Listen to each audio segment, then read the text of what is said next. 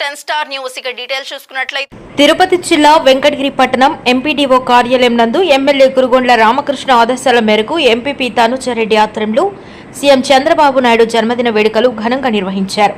ముందుగా భారీ cake cut చేసి సీఎం నారా చంద్రబాబు నాయుడుకు జన్మదిన శుభాకాంక్షలు తెలియజేశారు. ఈ సందర్భంగా వారు మాట్లాడుతూ ప్రజల మనస్సులో నిలిచిపోయే నాయకత్వం, అపారమైన దూరదృష్టి సీఎం చంద్రబాబు ప్రత్యేకత అని ప్రశంసించారు. అభివృద్ధి పట్ల ఆత్మవిశ్వాసంతో రాష్ట్రాన్ని ముందుకు తీసుకెళ్తున్నారని ఆయన ధీమా వ్యక్తం చేశారు. తెలుగుదేశం పార్టీ కార్యకర్తలను సొంత కుటుంబ సభ్యులుగా భావించే నాయకుడు ఆయన అని అభివర్ణించారు. కార్యకర్తలకు ఎలాంటి ఆపద వచ్చినా పెద్దన్నలా అండగా నిలిచే వ్యక్తితో సీఎం చంద్రబాబు సొంతమన్నారు.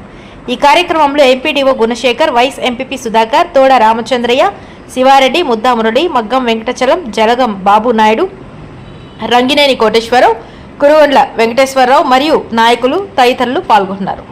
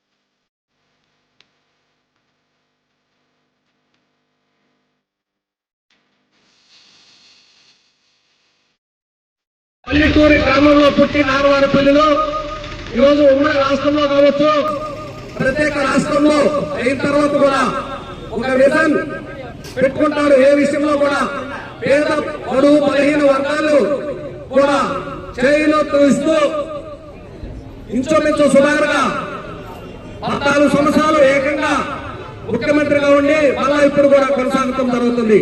ఈ రోజు మన చంద్రబాబు నాయుడు పుట్టినరోజు సందర్భంగా అందరూ వచ్చిన దానికి కూడా మేము ధన్యవాదాలు తెలియజేస్తున్నాం.